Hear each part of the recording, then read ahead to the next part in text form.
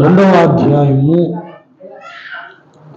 11వ వచనమును మూడవ వాక్యంగా మనం చదువుకున్నాం. అపోస్తలుడైన పౌలు కొరింథీ సంఘానికి రాసిన పత్రిక 2వ అధ్యాయము 11వ వచనం. నేనేమైనా క్షమించి ఉంటే సాతాను మనలను మోసపరచకుండునట్లు మీ నిమిత్తము క్రీస్తు సముఖమునందు క్షమించి ఉన్నాను. సాతాను తంత్రములను మనము ఎరుగని వారము కాము. ప్రార్థన చేసుకుందాం. దేవుడు మనతో మాట్లాడినట్లు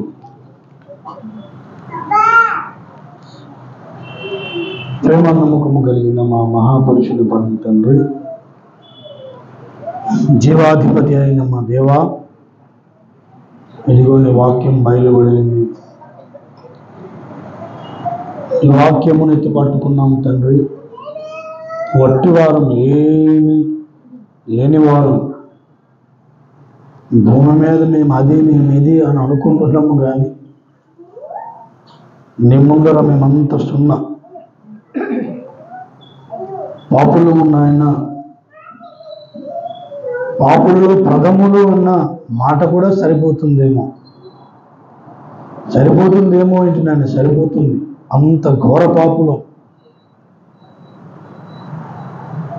త్రికరణ శుద్ధిగా అనే సన్నిధికి రావాలని ఆశపడి వచ్చాం. అయితే శుద్ధి లేదు, త్రికరణములో శుద్ధి లేదు. ఆ శుద్ధి కొరకు నీ సన్నిధికి వచ్చి ఉన్నాం. నువ్వు శిలువ మీద కార్చిన రక్తము ద్వారా నన్నును మమ్మల్ని మీరు కడిగి శుద్ధి చేసి, దేవా నిన్ను జ్ఞాపకం చేసుకోవడానికి మేము కూడి ఉన్నాం. అసలు నీ పుట్టుక జ్ఞాపకం చేసుకోవడానికి, నీ మరణ పునరుత్థానము జ్ఞాపకం చేసుకోవడానికి కూడుకుని ఉన్నాం. నన్ను జ్ఞాపకం చేసుకోవడానికి ఇలాగ చేయని ఉన్నావు. నిన్ను జ్ఞాపకం చేసుకోవడానికి ఇదిగో రొట్టె విరుస్తున్నాం. ఆదివారం అందుకే కూడుకున్నామన్నావు. అదిగో అందుకే కూడుకుని ఉన్నాం. అయితే అయోగ్యముగా, అపవిత్రముగా, అశుద్ధతమైనటువంటి ఆలోచన, మనస్సాక్షి కలిగి మేము అయా తండ్రి రొట్టె విరవడానికి మేము పూనుకుంటే మాకు శాపము కలుగుతుందని నువ్వు హెచ్చరించావు. అందుకనే దేవా మేము యోగ్యముగా, పరిశుద్ధముగా, పవిత్రముగా నీ బలలో చేతులుంచడానికి ఇష్టపడుతున్నాం. మాలో పవిత్రత మీరు అనుగ్రహించేయండి అయా తండ్రి. మాలో ఉన్న అపవిత్రతను మీరు తీసివేసి నీ పవిత్రతను అనుగ్రహించేయండి. నీ రక్తమును మాపై కుమ్మరింపచేయండి. మా పాపములను కడిగే నీ రక్తము, మా పాపములను పవిత్రపరిచే నీ రక్తము, శుద్ధి చేసే నీ రక్తము మాపై మీరు కుమ్మరింపచేసి దేవా తండ్రి నువ్వు హెచ్చరిస్తున్నప్పుడు మేము లోతైన పశ్చాత్తాపము, మారు మనస్సు పొందుకుని యోగ్యముగా నీ బలలో చేతులుంచి భాగ్యము తెచ్చేయమని ఇదిగో నీ గంగాళము దగ్గర ఉన్నటువంటి నీ వాక్య ఉదక స్నానమును ఈ దినం అందరి పైన కుమ్మరింప చేసి స్నానము చేయించమని, ఇంత గొప్ప కార్యమును జరిగించడానికి కావలసిన యోగ్యత నీ దాసునికి అయా నాకు అనుగ్రహింప చేయమని, నా నోటిని మాట ఉంచమని, నా పెదవులను, నా కన్నులను, అయా సకల ఇంద్రియములు అన్నింటినీ, మనస్సాక్షిని, అయా శరీర ప్రాణాత్మలను ప్రభువా తండ్రి శుద్ధి చేసి నీ నియంత్రణలో ఉంచుకొని నీ పరిశుద్ధులు ఎదుట నీ కార్యమును జరిగించి గొప్ప భాగ్యము దయచేయమని, మీరు మహిమ పొందుకుని సహాయం చేయమని యేసయ్య అతి పరిశుద్ధ శ్రేష్ఠ నామములో చిన్న ప్రార్థన అడిగి వేడుకుంటున్నాను పరమ తండ్రి. ఆమేన్. హల్లెలూయా. ప్రభువు నందు ప్రియులారా, బైబిల్లో కొన్ని పదాలు మిగిలిన ధర్మానికి సంబంధించినట్లుగా కొన్ని కనబడతాయి.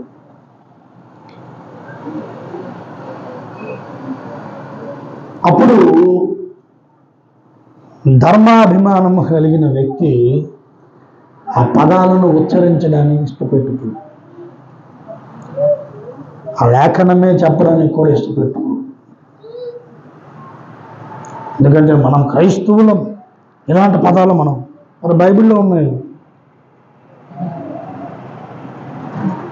అందుకే మత ఉన్మాదము అనేది ఏ మతస్థుడికి మంచిది కాదు. శాస్త్రములో ఉన్న విషయాన్ని, సత్యాన్ని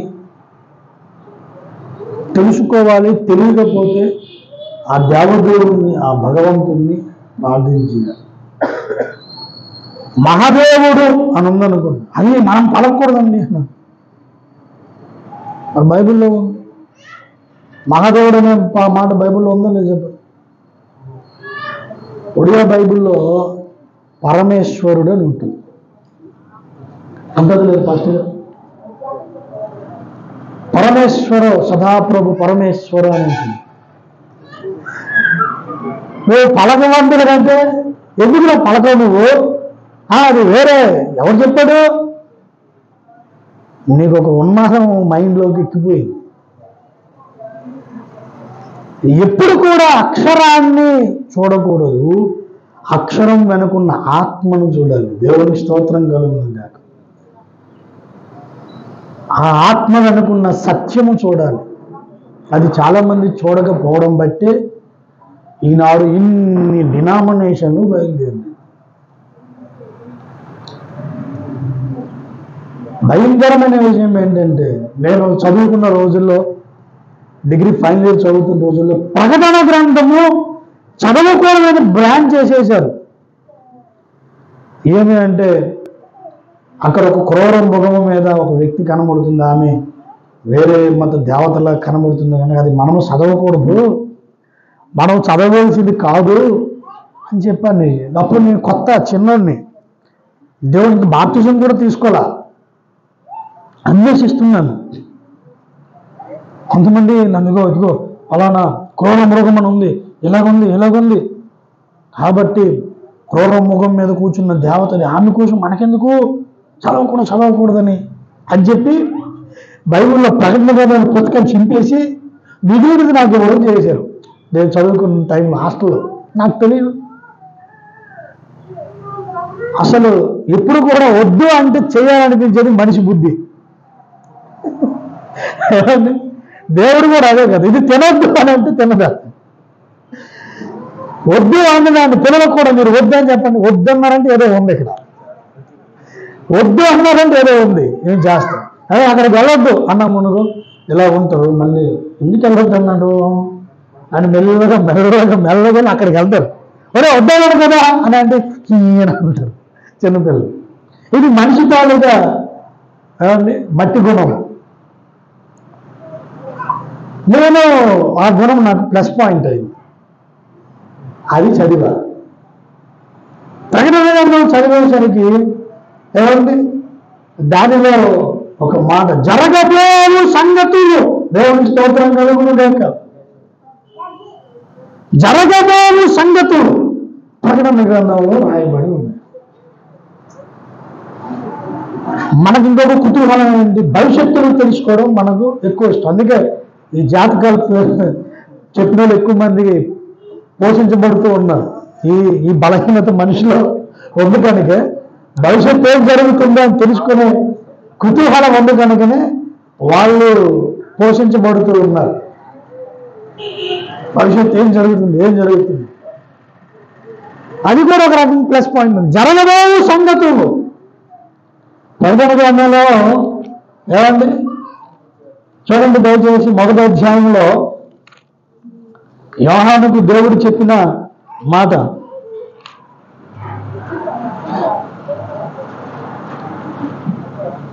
మొదటి అధ్యాయం 1వ వచనం, యేసుక్రీస్తు తన దాసులకు కనపరచుటకు దేవుడు ఆయనకు అనుగ్రహించిన ప్రత్యక్షత ఈ సంగతులు త్వరలో సంభవింపనున్నవి. ఏమండి త్వరలో సంభవింపనై ఉన్నామని. అయితే ఇంకేదో జరగబోతోంది, ఆ విషయాల కోసం ఈ గ్రంథం రాయబడి ఉంది అని చదవడం మొదలెట్టాను. వీళ్ళు నాకేం చెప్పారు, ఆల్రెడీ జరిగిపోయింది ఇక్కడ రాశారని ఉంది. జరిగిపోయింది ఇక్కడ రాస్తే సంభవింపనై ఉన్న సంగతులను ఎందుకు అంటారు? అంటే ఈ పెద్దలు నాకేదో అబద్ధం చెప్పారు. క్రైస్తవులు అనబడిన ఈ పెద్దలు నాకు అబద్ధం చెప్పారు. నాకు రాంగ్ రూట్లో తీసుకెళ్ళడానికి ప్రయత్నం చేశారు అని వెంటనే అక్కడి నుంచి వచ్చేసారు. అలా నన్ను నేర్పించిన వాళ్ళే రోమన్ కేథలిక్ మిషనరీ వారు. ఓ బాబు ఇది కరెక్ట్ కాదు, దాంట్లో మా మనమదాన్న కూడా ఉన్నాడు, పాల్గొండ మనందాన్ని, ఇదేదో తేడా కొడతానని చెప్పి మళ్ళీ సైడ్ అయ్యారు. ఆయన కూడా సైడ్ అయిపోయాడు. తర్వాత ఏంటి అప్పుడు సరైన దారి దొరికింది. సత్యములకు స్తంభము ఆధారమునై ఉన్నటువంటి అగాపే ఫుల్ గాస్పెల్ చర్చ్, దేవుని ప్రేమ సంపూర్ణ సువార్త సంఘము నాకు దొరికింది. దేవుని స్తోత్రం. అక్కడ యుగాంతం అనే పుస్తకం దొరికింది. అప్పుడు ఆ గ్రంథాన్ని గురించి చదవడం మొదలుపెట్టింది. దేవుని రెండవ రాకడ ఏ విధంగా జరగబోతుంది, అసలు రెండవ రాకడ ఎప్పుడు జరుగుతుంది, సంభవాలు ఏంటి, గతం ఏమిటి, భవిష్యత్తు ఏమిటి, వర్తమానం ఏంటి, భవిష్యత్తు కొరకు వర్తమానంలో ఉన్న మనము ఏ విధంగా సిద్ధపడాలి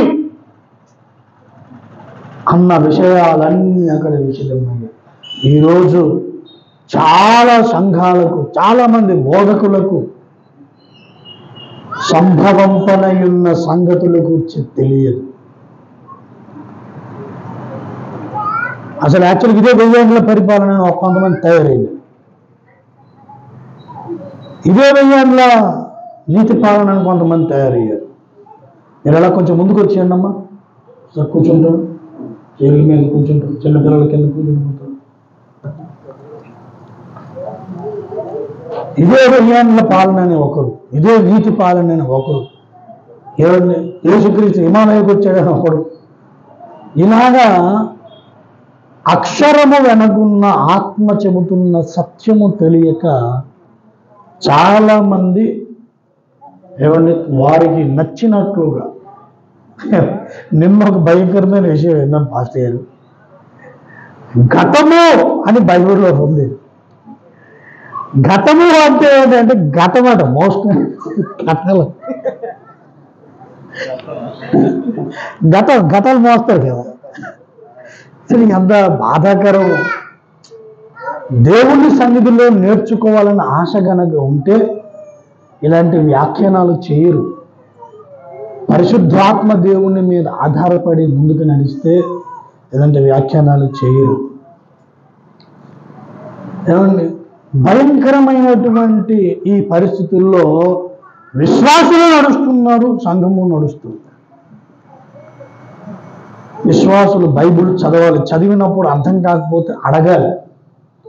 నాకు కొంతమంది అడుగుతుంటారు ఫోన్ చేసి, చాలా సంతోషంగా ఉంటుంది. ఎస్, ఇది కదా నాకు కావలసింది. ఎందుకంటే నేను అడిగానండి, నేను అడిగా. ఏమండి, నేను ఎప్పుడు కూడాను చాలా వరకు చాలా డౌట్లు దేవుడు నాకు ప్రార్థనా సన్నిధిలో, దేవుని సన్నిధిలో నాకు నివృత్తి చేశాడు. నాకు నివృత్తి చేసిన తరువాత పెద్దలు చెప్పిన మాటలు వినేసరిగా నాకు నివృత్తి అయింది, కరెక్టే అని ఒక నిర్ధారణకు వచ్చిన సందర్భాలు బోలెడు.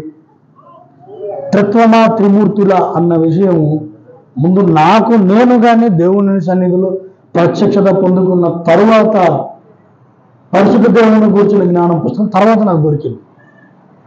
టాలీ చేసుకుని సహా దేవుడు నాకు ప్రార్థనా సన్నిధిలో నేర్పిన విషయం, ప్రవక్త ద్వారా రాయించిన విషయం ఒకటి, అంటే దేవుడు నాతో మాట్లాడుతున్నాడు అని ఒక నిర్ధారణకు వచ్చాడు. దేవుని స్తోత్రం కలుగును గాక.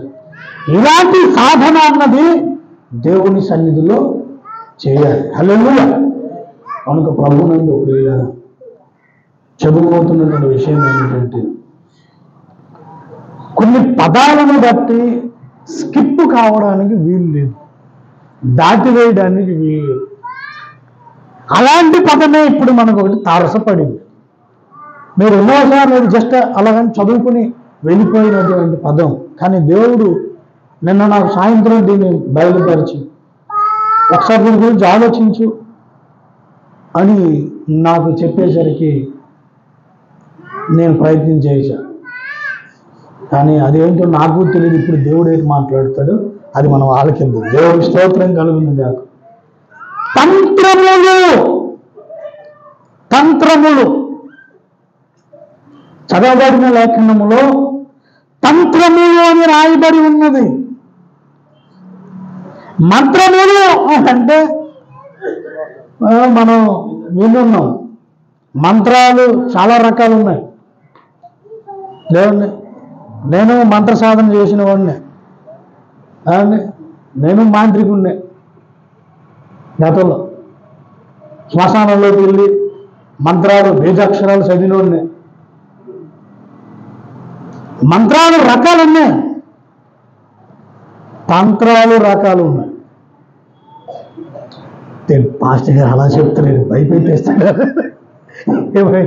వదిలేస్తున్నాడు. ఏం లేదు, అన్నీ పోయినాయి, మీరేం భయపడకండి. మంత్రాలు శాస్త్రయుక్తమైన మంత్రాలు బీజాక్షరాలతో కూడిన మంత్రాలు ఉన్నాయి.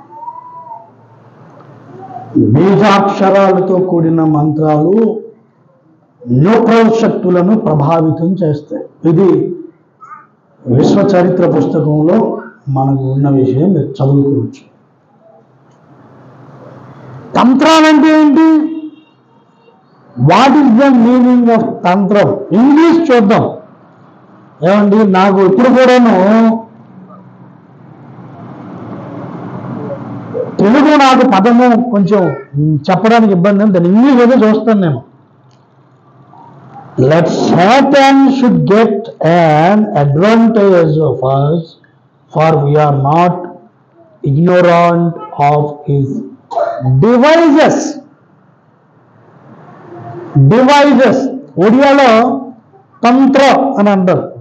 తంత్ర అంటే ఏంటి తెలుసా? తంత్రం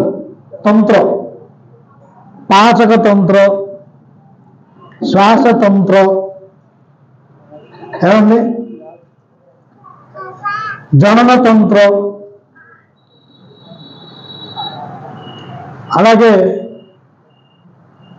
రక్త సంచలన తంత్రం, స్నాయుతంత్రం. అంటే ఏంటంటే నాడీ వ్యవస్థ, జీర్ణ వ్యవస్థ, శ్వాస వ్యవస్థ, ప్రత్యుత్పత్తి వ్యవస్థ, వీటి వ్యవస్థలు అంటాం కదా మనం.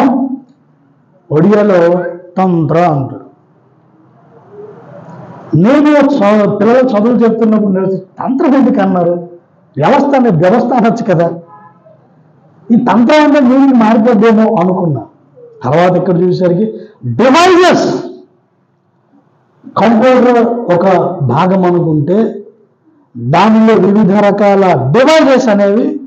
CPU ఒక డివైజ్, మానిటర్ ఒక డివైజ్, పెన్ డ్రైవ్ ఒక డివైజ్, ప్రింటర్ ఒక డివైజ్, వీటన్ని కలిపి ఒక కంప్యూటర్ వ్యవస్థ అని అంటారు కదా.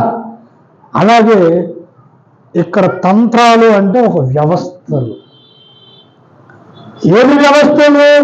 సాతాను గారికి కొన్ని వ్యవస్థలు ఉన్నాయి.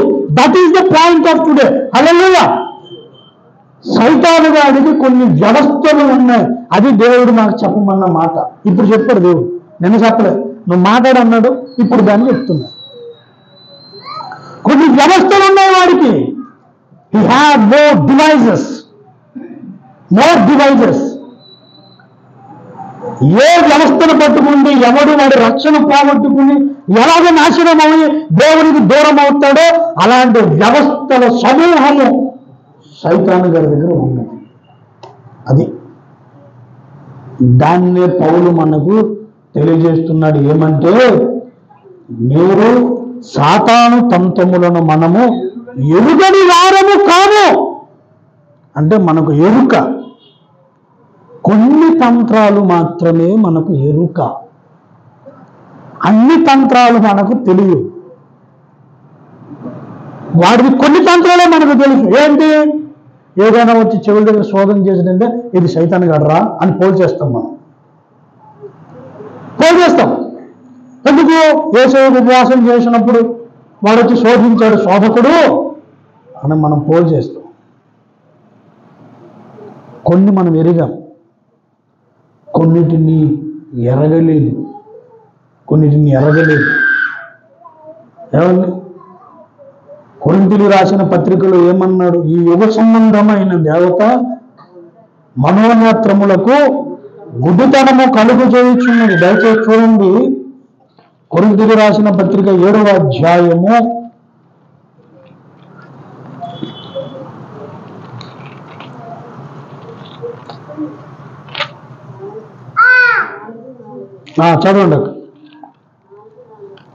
2 కొరింథీ 4:4 చదవండి. దేవుని స్వరూపి అయిన క్రీస్తు మహిమను కనపడుతూ సువార్త ప్రకాశము వారికి ప్రకాశింపకుండా నిమిత్తము ఈ యుగ సంబంధమైన దేవత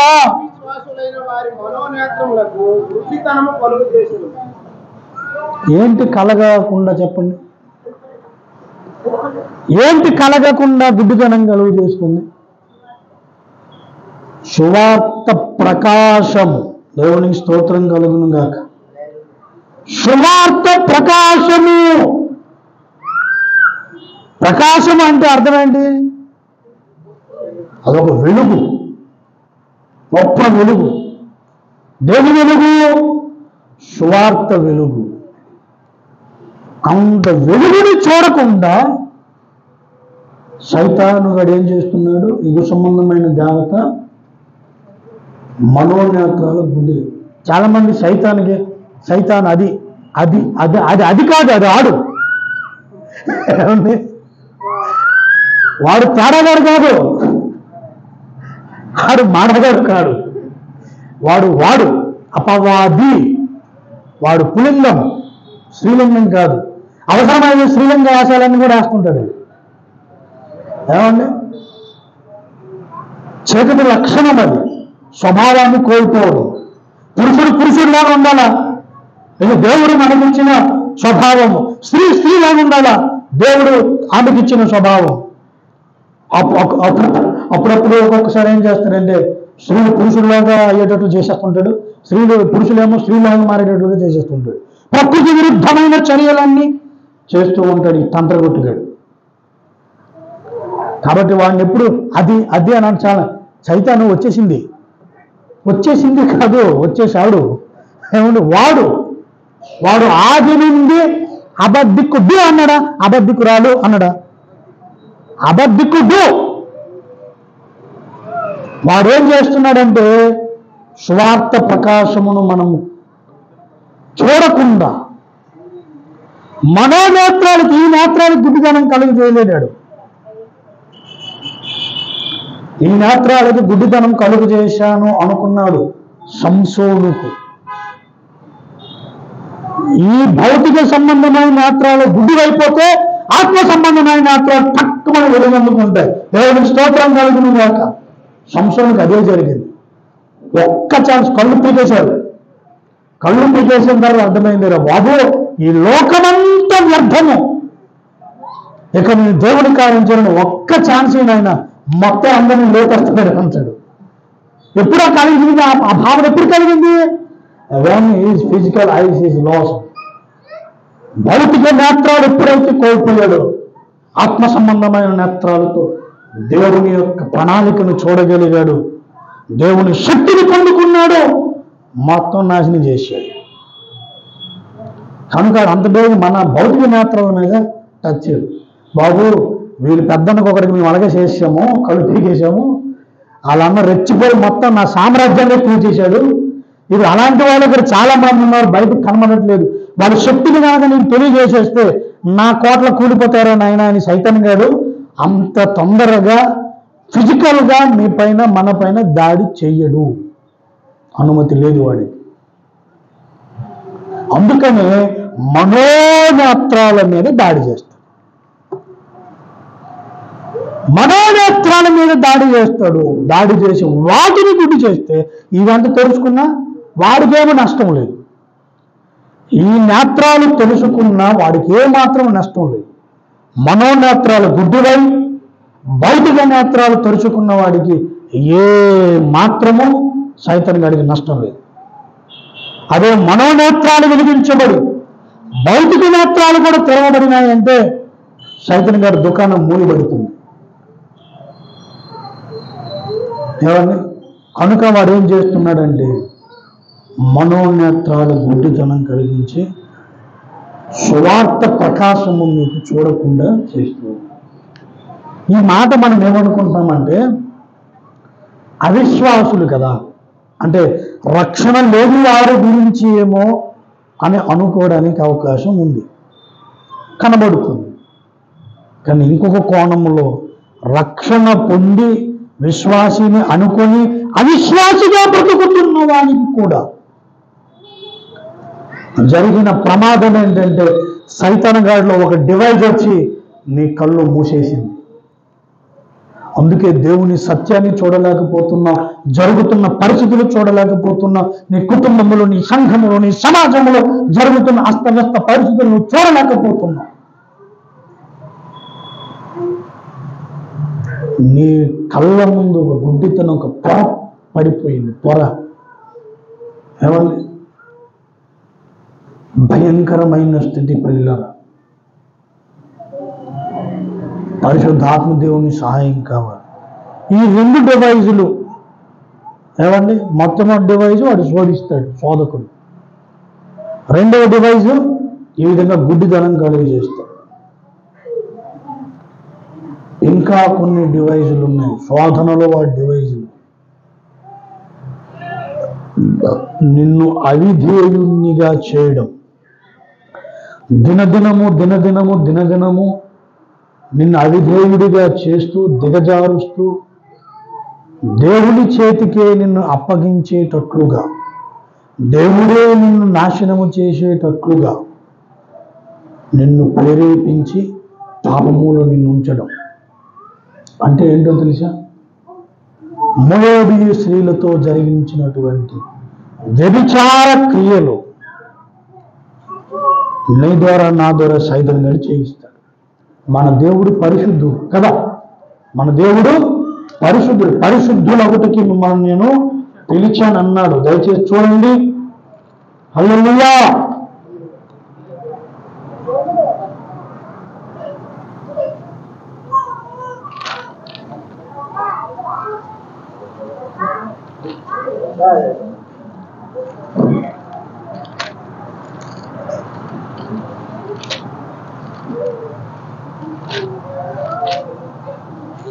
తెస్సలోనికీయులకు రాసిన పత్రిక 4వ అధ్యాయం 3, మీరు పరిశుద్ధులగుటయే అనగా మీరు జారత్వమునకు దూరముగా ఉండుటయే దేవుని చిత్తము, దేవుని స్తోత్రము కలుగును గాక.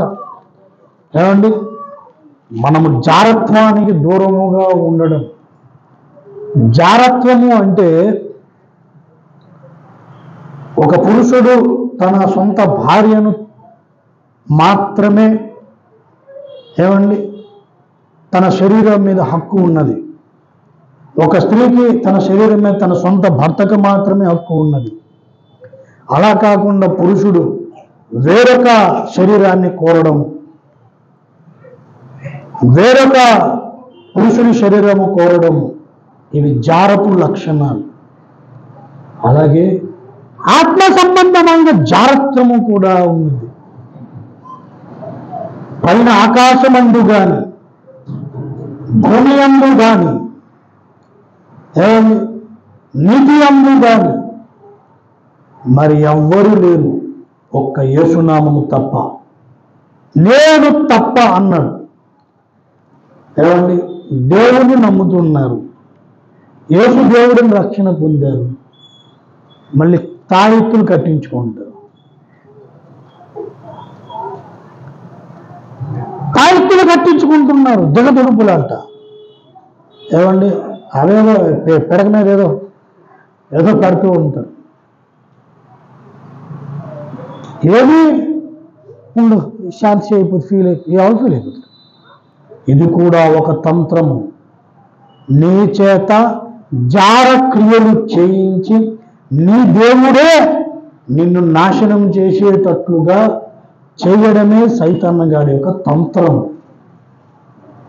తెలియట్లేదు చాలామంది. అమాయకంగా అజ్ఞానంగా దిగదుడుపులని, తాయెత్తులని, ఏమండి దేవుడు కాని వారి దగ్గరికి వెళ్ళి, ఏమండి దెయ్యం పట్టిందనుకో వచ్చి ప్రార్థన చేయించుకుని దేవునికి దగ్గర మోకరిద్దామని ఉండదు. అసలు యేసునామం పేరు చెప్తేనే అవి గజ గజ గజ గజ వణుకుతున్నాయని బైబిల్ చెబితే వీళ్ళు ఇంకొకరి దగ్గరికి వెళ్ళి గజ గజ గజ గజ ఉడుకుతూ ఉంటుంది.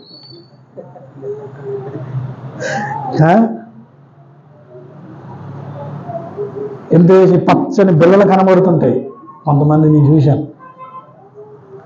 ఏమండి ఇక్కడ ఏంటిది? తాయెత్తు.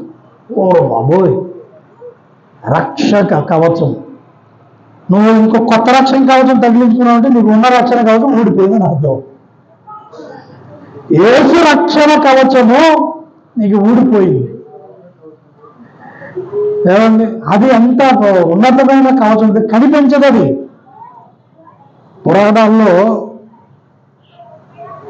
కర్ణుడు ఉన్నాడు. కర్ణుడు పుట్టుకతోనే కవచ కుండలములను ధరించినవాడు. కవచ కుండలాలు, కవచము కుండలాలు. కుండలము అంటే మీ చెవికి ఉన్నటువంటి వెంగుడు, కుండలము అంటారు దాన్ని. కవచము తన ఛాతీకి మొత్తం బంగారు కవచముతో పుట్టాడు కర్ణుడు. అది ఎవరికి కనబడదు. మామూలుగా ఎంత బలమైన బాణాలు వేసినా ఆయన గుండెను చీల్చలేవు. ఈ రహస్యం తెలుసుకున్న ఇంద్రుడంట మారు వేషంలో వచ్చి, నువ్వు దానకర్ణుడు కదా, నాకు కవచం ఇచ్చి అని అంటే ఆ కవచం తీసుకుని వెళ్ళిపోయాడు. అప్పుడు ఆయన కొట్టడం ఈజీ అయిపోయి అది కూడా చంపడానికి అనుకూలమైందని పురాణం. కవచ కుండల మనకి ఒక కవచం ఉన్నది, అది అదృశ్యంగా ఉన్నది. అది దాడి చేస్తున్న వాడికి మాత్రమే కనబడుతుంది. హల్లెలూయా. అందుకే సైతాన్ గారి భయం మనకి. వాడే తంత్రగొట్టుగాడు వచ్చి మన చేత ఆ కవచాన్ని ఇప్పేసేటట్లుగా చేసి, అర్థమైందా, మనకు మనమే ఆ కవచం ఇప్పేసేటట్లుగా చేసి వాడు బాణాలు మనకు తగిలేటట్లుగా చేసి మనం నాశనమయ్యేటట్లుగా చేయడము వాడు తంత్రగొట్టు. రక్షణ పొందిన ప్రతి ఒక్కరి చుట్టూ రక్షక కవచం ఉన్నది. హల్లెలూయా. యేసు రక్ష కవచం, యేసు రక్త కవచం, యేసు అగ్ని కంచె, దేవదూతల కాపుదల మనకెప్పుడు ఉన్నదండి. కానీ నీవు అజ్ఞానిగా, అమాయకురాలుగా, అమాయకుడుగా వెళ్ళి దేవములు కాని వాటిని దెయ్యాలు బోధల వైపు, దెయ్యాల దగ్గరికి వెళ్ళి నీ గోడంతా చెప్పుకుంటుంది. వాడి డివైస్ ఆన్ అయిందనమాట. అక్కడ సైతాన్ గారి డివైస్ ఆన్ అయింది. ఒక్కొక్కరిని సెపరేట్ చేస్తున్నాడు. ఎక్కడికి వచ్చి ఇంతకు ముందట వాడు మనతో పోరాడాడట. ఇప్పుడు మన సంఘాల్లోనికి వచ్చి ఒక్కొక్కరిని బయటకు తీసుకెళ్ళడానికి ప్రయత్నం చేస్తుంది. నువ్వు ఇక్కడ ఉన్నావు కదా, ఇక్కడ ఉన్నావు, నాకు ఇష్టం లేదు, నేను లోకంలో కలుపుతున్నాను, నువ్వు లోకంలో కలిసిపోవాలి, నరకంలోకి వెళ్ళిపోవు. ఎంత చక్కగా తీయని విషయం అందిస్తాడంటే నీ లాజిక్ ఆఫ్ అయిపోతుంది.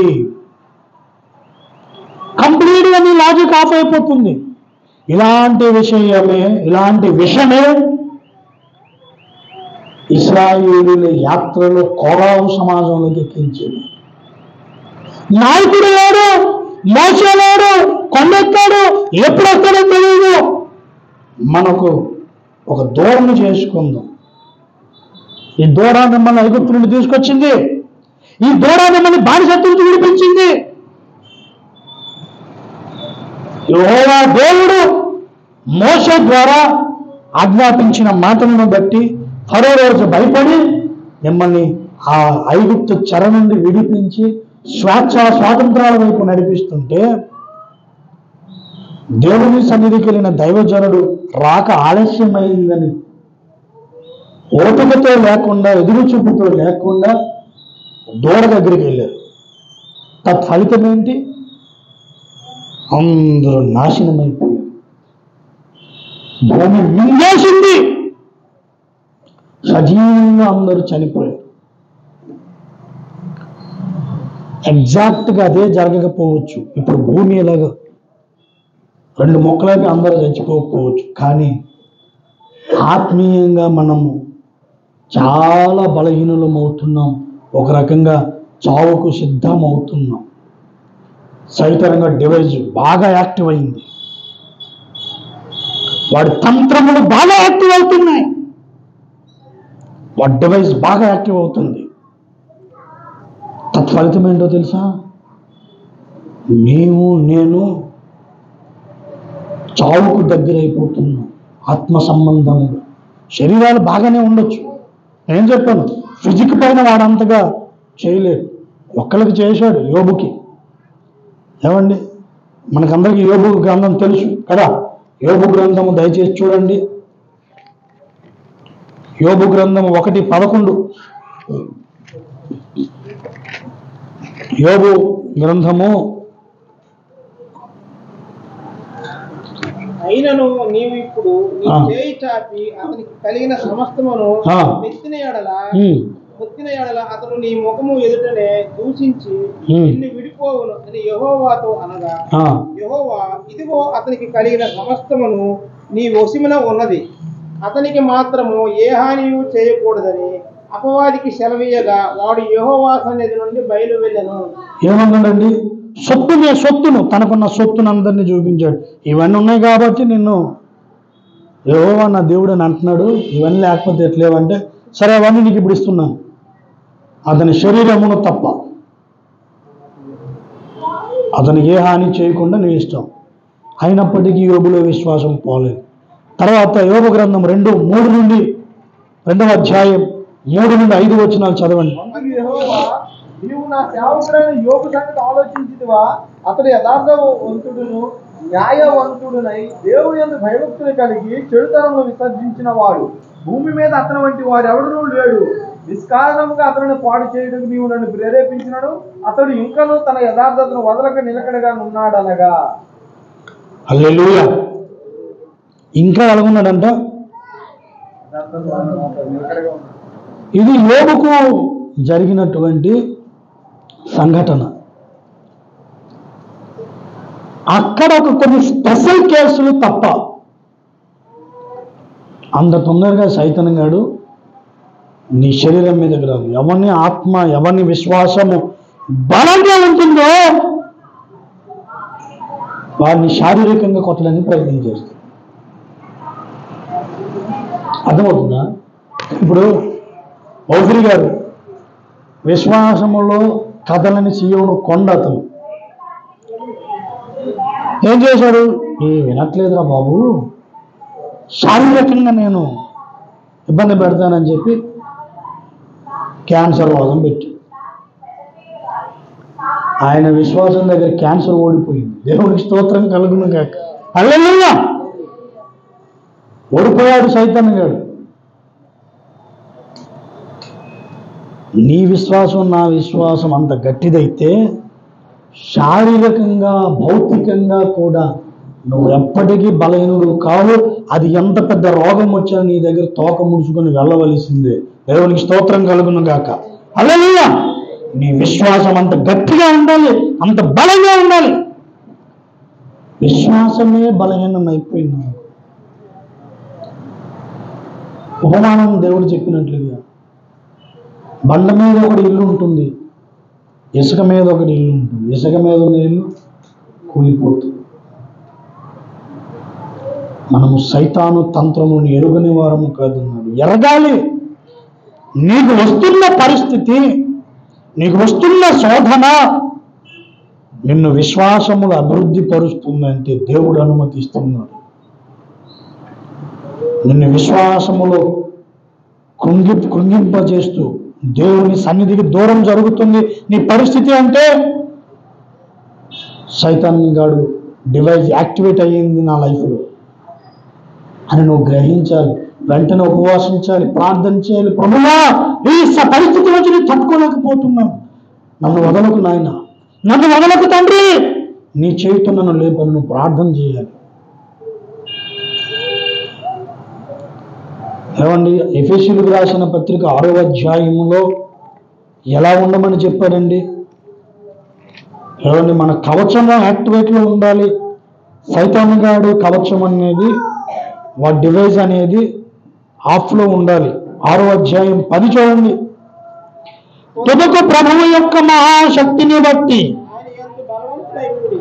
మీరు అపవాది తంత్రములను ఎదురించుటకు, హల్లెలూయా, వాడుకున్న తంత్రాలు ఏవైతే ఉన్నాయో, వారి డివైజెస్ ఏవైతే ఉన్నాయో, ఒక్కొక్కటి నీ దగ్గరకు వస్తున్నప్పుడు దాన్ని ఎదిరించే శక్తి నీకు కావాలి.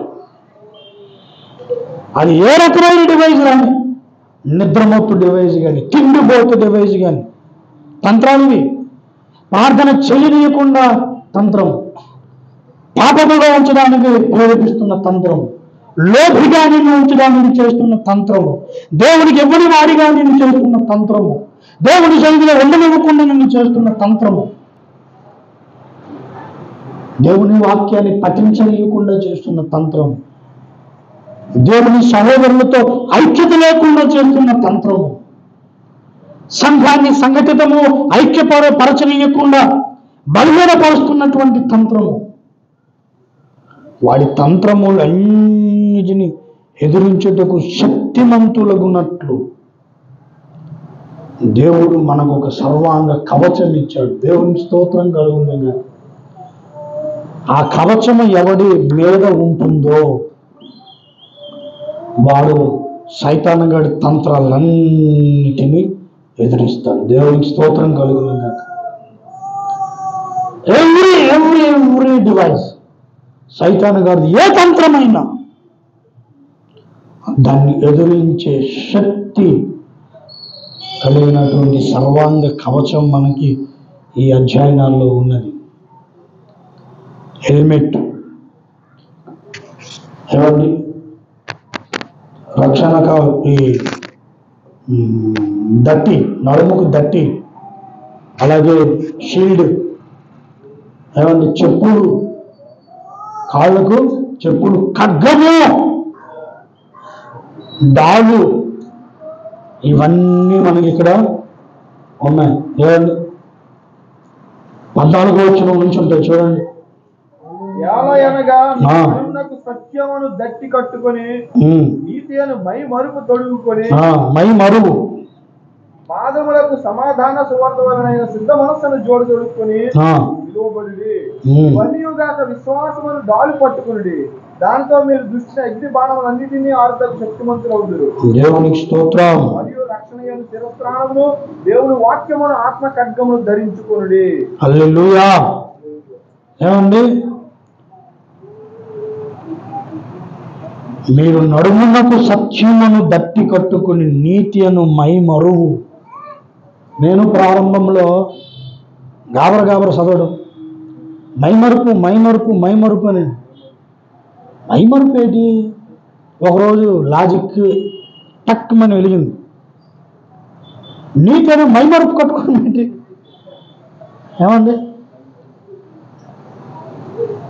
కనీసం చూడాలని ఆశ ఉండాలా? చూడకుండా దైవజనులకు అడిగాను, అన్న నీతి అనేది మైమరుపు వెలగవద్దు అంటే, మన ఎంత వ్యాఖ్యానం వెలగంటే కొన్ని విషయాలు మర్చిపోవడమే మంచిదని కదా, అందుకే మైమరుపు అన్నాడు అనుకొని నేను కొత్త వ్యాఖ్యానం, అప్పుడు విశ్వాసిని దైవజనుని కాదు.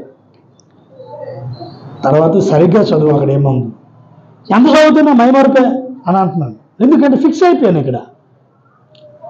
మళ్ళీ చదువు, మైమరుపే, మళ్ళీ చదువు. జాగ్రత్త చదివేసరికి అది మైమరుపు కాదు, మైమరువు. అందుకే వెంటనే ఇక్కడ నుంచి ఆ సౌండ్ వచ్చి మైమరువు అన్నాను. ఎందుకంటే ఈ విషయంలో నాకు తర్జన భర్జనాలు జరిగింది. మైమరువు నీతి అనే మైమరు అంటే ఎందుకే మైమరు అంటే ఇందాక నేను చెప్పానే ఈ గుండెకు కవచంగా ఉన్నదన్నమాట మైమరు, కాంశంతో చేసినటువంటిది. నేను నెట్లో తర్వాత కొట్టచ్చు, నేను ఇవన్నీ చేశాను కాబట్టి చెప్తున్నాను. మైమరువు అని కొట్టి దాని మీనింగ్ తెలియకపోతే మళ్ళీ ఇంగ్లీష్లో ఏముంది అది కొట్టి, మళ్ళీ ఒడియాలో దానికి ఏముంది అది కొట్టి, దానికి డిక్షనరీ మీనింగ్ ఏంటి, దాని ఇమేజెస్ ఏంటి, ఇవన్నీ నేను చూశాను. జల్దరు వృక్షము గురించి చెప్పాను కదా ఒకసారి. జల్దరు వృక్షం అంటే ఏమిటి? ఇది ఎక్కడ బాబు, కొత్త పంట, కొత్త వృక్షం. మనం ప్రతిసారి జల్దరు వృక్షం అందులో దాన్ని ఏసైతో పోల్చడం జరిగింది. జల్దరు వృక్షము మేలిన యేసుని అని మనం పాడుకున్నాం.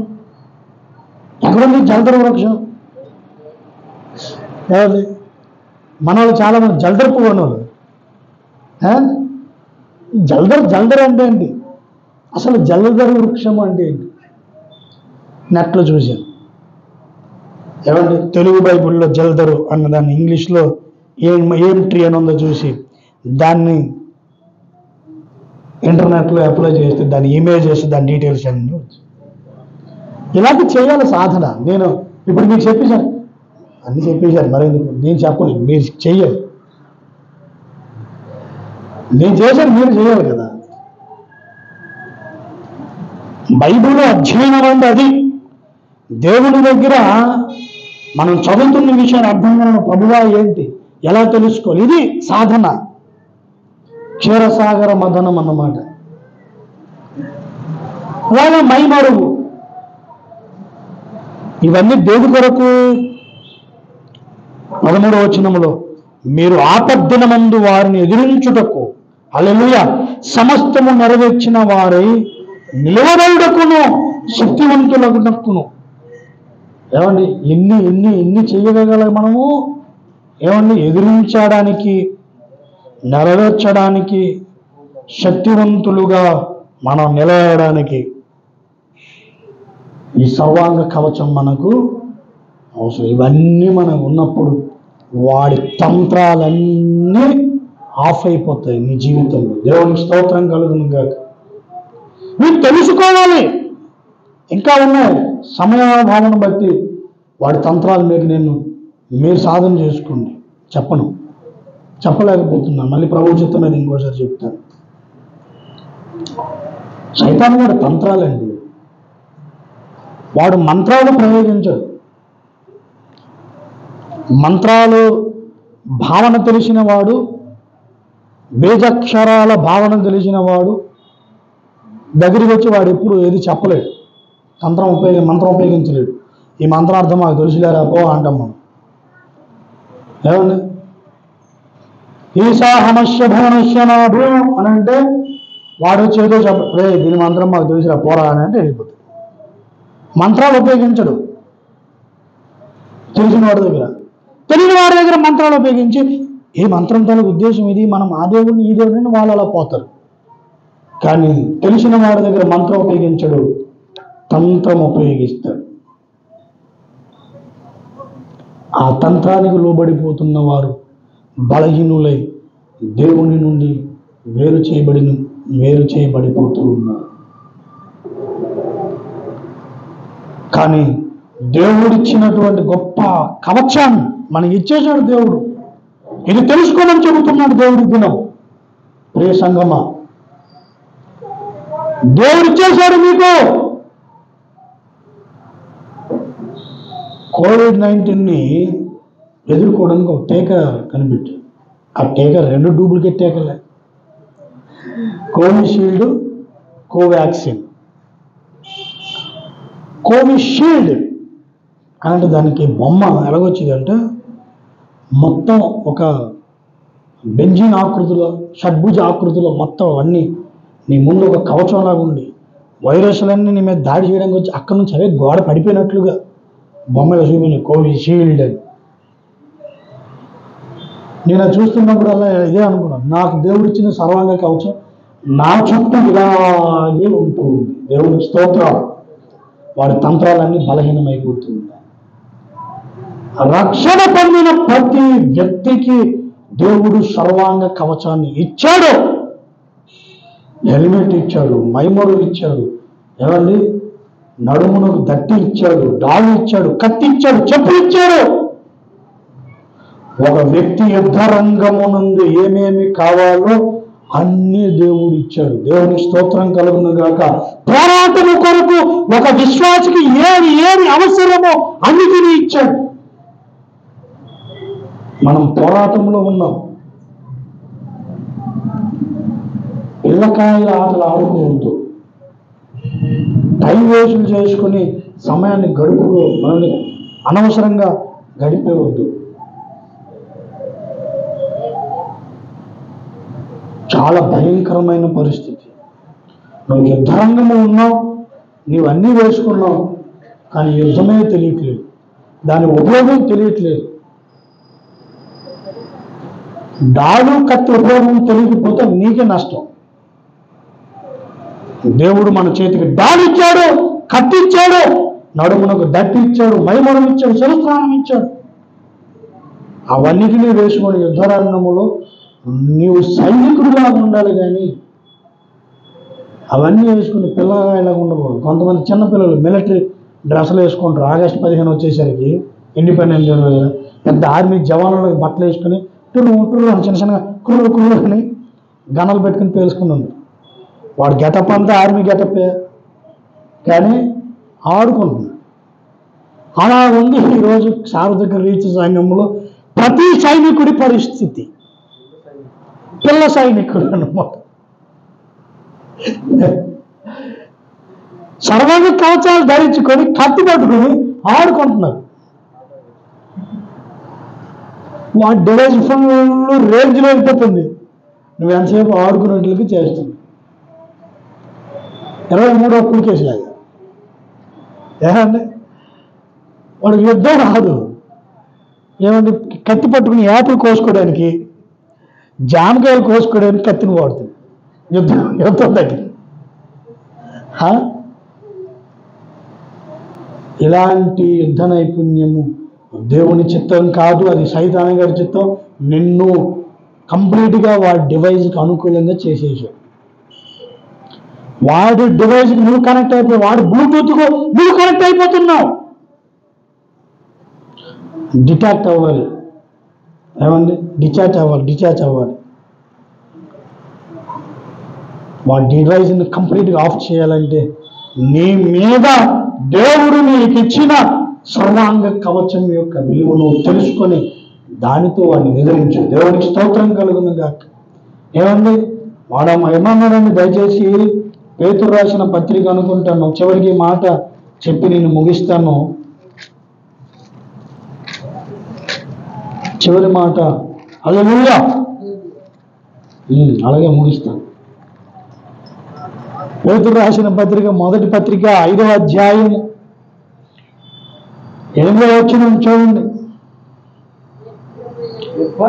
నిబ్బరమైన బుద్ధి గలవారై మెలకువగా ఉండుడి, మీ విరోధి అయిన అపవాది గర్జించు సింహమువలె వాడు తిరుగుతున్నాడు. ఎంతవరకు చెప్పింది అదే. వాడి డివైజ్ ఆన్ అయింది, ఎవరిని మింగుదమాని తిరుగుతున్నాడు. మనమేం చేయాలి? నిబ్బరమైన బుద్ధి కలవారై మెలకువగా ఉండి ప్రార్థన చేయమన్నాడు. దేవుని స్తోత్రం కలుగుతుంది. గత కొద్ది వారాలుగా నేను పిలుపునిస్తున్నది ఇదే, ఇందుకొరకే అని ఇప్పుడు దేవుడు నాకు చెప్పాడు. ప్రార్థన ప్రార్థన ప్రార్థన ప్రార్థన. అవకాశం దొరికినప్పుడల్లా ప్రార్థన చేయడానికి మన అవకాశాలను క్రియేట్ చేసుకోవాలి. వాక్యం చదవడానికి అవకాశాలను క్రియేట్ చేసుకోవాలి. వాక్యం వినడానికి అవకాశాలను క్రియేట్ చేసుకోవాలి. అప్పుడు నీ మీద నీలోనున్న సర్వాంగ కవచము కంప్లీట్ యాక్టివ్ అవుతుంది. దేవునికి స్తోత్రం కలుగునుగా. వాటితో నువ్వు వాడిని ఎదిరిస్తావు, సైతాన్ గారిని ఎదిరిస్తావు. కాబట్టి ప్రభునందు ప్రియులరా, సమయము చాలా తక్కువగా ఉంది అని వాడు గ్రహించేశాడు, సైతాన్ గారు గ్రహించాడు. ఏమని? సైతాన్ గారికి అర్థమైంది, నా టైం దగ్గర పడిపోయింది, నాకు టైం దగ్గర పడిపోయిందని వాడికి గ్రహింపడుతుంది. అందుకే విచ్చలవిడిగా వాడు పనులు చేసుకుని వెళ్తున్నాడు, వాడు డివైజెస్ ఇంకెక్కువ చేసుకుంటున్నాడు. చిన్న మినీ రోబోల్లాగా వాడి డివైజ్ ఇంక సంఖ్య ఎక్కువ పెంచేసి ప్రతి ప్రాంతంలోనికి పంపిస్తున్నాడు. సర్వాంగ కవచము ధరించుకున్న ప్రతి విశ్వాసి ఒక్కొక్కడు ఒక బలమైన సైనికుడు. మీలో ఒకడు ఎంతమందితో సమానం? 1000 మందితో సమానం. దేవుడికి స్తోత్రం కలుగునుగా. అంటే ఒకడు 1000 డివైజులు నాశనం చేయగలడు. సైతాన్ గారు 1000 తంత్రములను ఒక్క ప్రార్థన శక్తితో నాశనం చేయగలడు. హల్లెలూయా. కనుక అటువంటి గొప్ప బలమైన సైనికులుగా, ప్రార్థనా పరులుగా మనము యాక్టివేట్ అవుదాం. ఇదివరకు చేసినవన్నిటిని, దోషములన్నిటినీ మనం ఒప్పుకొని దేవుని సన్నిధిలో పశ్చాత్తాపడి మారు మనసు పొంది వదిలేసుకొని మరలా దేవుని సర్వాంగ కవచాన్ని మనలో యాక్టివేట్ చేద్దాం. దేవుని కృపకు మనం పాత్రలు అవుదాం. దేవుని మాటలు మన ఇంట్లో దీవించి ఆశీర్వదించును గాక.